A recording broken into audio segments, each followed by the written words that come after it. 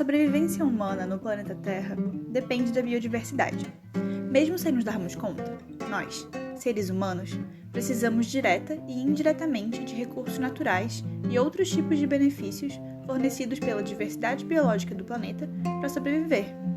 Mas a biodiversidade do planeta está sendo constantemente ameaçada por fatores que estão relacionados a ações antrópicas, como a poluição do ar, da água, do solo, mudanças no clima em função da queima de combustíveis fósseis, destruição de ambientes naturais, sobreexploração de recursos naturais e invasões biológicas. Mas você sabe o que são invasões biológicas? Juntamente com os demais fatores mencionados, invasões biológicas são uma das 5 maiores causas da perda de biodiversidade no mundo, e o tema é pouco conhecido por boa parte da população. Se você não sabe ainda do que se trata, está prestes a descobrir o que é. Mas, antes de partirmos para o conceito de espécies exóticas invasoras, é necessária a compreensão do conceito de espécies nativas.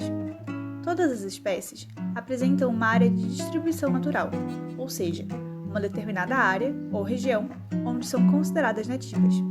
Essa área de distribuição natural das espécies é definida por limites naturais, que têm relação com fatores físicos, químicos e biológicos, que são componentes dos ecossistemas.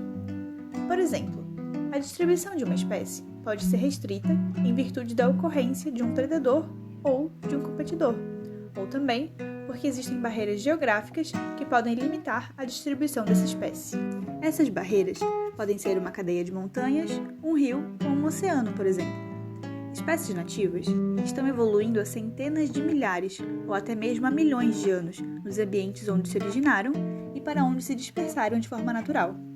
Nesse processo evolutivo, as espécies se adaptam às condições locais e muitas interações ecológicas altamente específicas podem ser estabelecidas entre as espécies que coexistem nesses ambientes. Limites políticos, como divisas de estados e países, não necessariamente são correspondentes ou mesmo equivalentes aos limites naturais. Assim, uma espécie pode ser considerada ao mesmo tempo nativa e exótica dentro de um mesmo país, dependendo de sua área de distribuição natural. Agora sim, com o conceito de espécie nativa estabelecido, vamos deixar claro o que é uma espécie exótica invasora. Segundo a Convenção sobre a Diversidade Biológica, a CDB, espécies exóticas invasoras são aquelas que se encontram fora de sua área de distribuição natural e cuja introdução e/ou dispersão ameaçam ecossistemas, hábitats e outras espécies.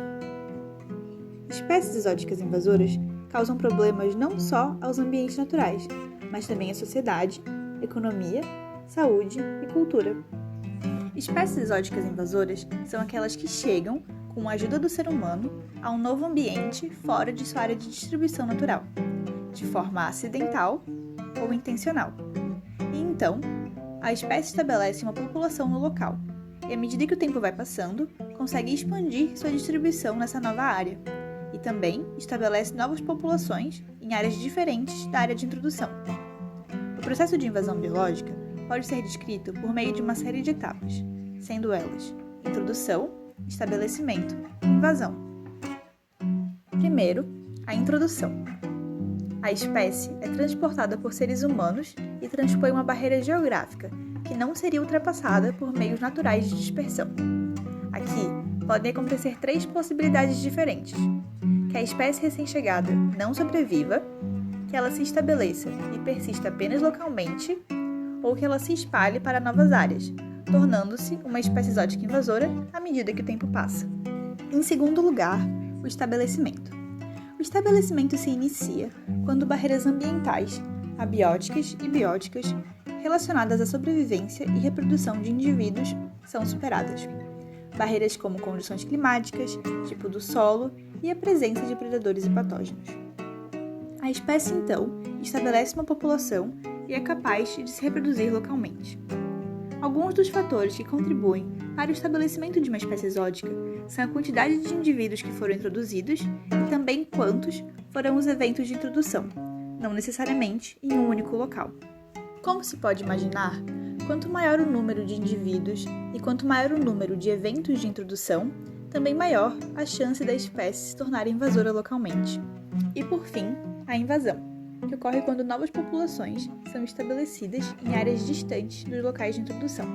Muitas vezes, essas espécies conseguem se propagar para outras áreas tendo uma ajudinha, seja ela por meios físicos, como ventos e rios, associação com outras espécies, como com animais dispersores, ou ainda por ajuda humana indireta ou direta, que pode ocorrer, por exemplo, pelo transporte de plantas ornamentais. E às vezes, elas não precisam de nenhuma ajudinha para se dispersarem, como é o caso de muitos animais invasores, que conseguem se espalhar facilmente.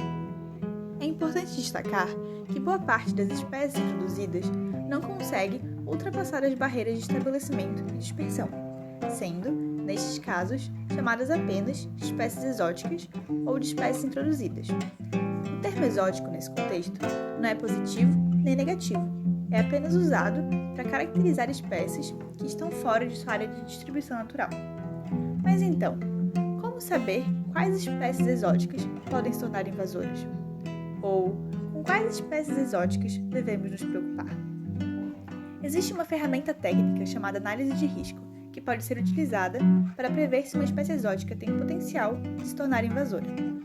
Uma das características levadas em conta nessa análise é se a espécie avaliada apresenta histórico de invasão em outras regiões do planeta, especialmente em regiões com um clima semelhante à região onde está sendo ou foi introduzida. Essa ferramenta também pode ser utilizada para se justificar por que algumas espécies não devem ser introduzidas, no caso de introduções voluntárias. O tempo que uma espécie demora para se tornar invasora, desde sua introdução até a invasão, se chama fase ou tempo de latência. Esse tempo vai depender da combinação de características da espécie introduzida e também de fatores do ambiente que está recebendo e dos esforços de introdução. Algumas espécies ultrapassam as barreiras rapidamente e se tornam invasoras em um curto intervalo de tempo. Já outras espécies podem ter dificuldades iniciais que podem ser superadas à medida que o tempo vai passando. Com o passar do tempo, os impactos provocados por espécies exóticas invasoras também tendem a ser agravados. Por isso, dizemos que o tempo joga a favor das invasoras. Este foi o primeiro de uma série de vídeos produzidos pelo LEIMAC, Laboratório de Ecologia de Invasões Biológicas, Manejo e Conservação. Fiquem ligados para não perderem os próximos. O roteiro e a edição do vídeo foram feitos pelas alunas de graduação em Ciências Biológicas, Gabriela Moraes e Mariana Borget, e pela professora doutora Michele Deschum. A interpretação em Libras foi feita por Marielle Pérez, e a música por Beatriz Golart. As referências utilizadas para o embasamento do vídeo estarão na descrição.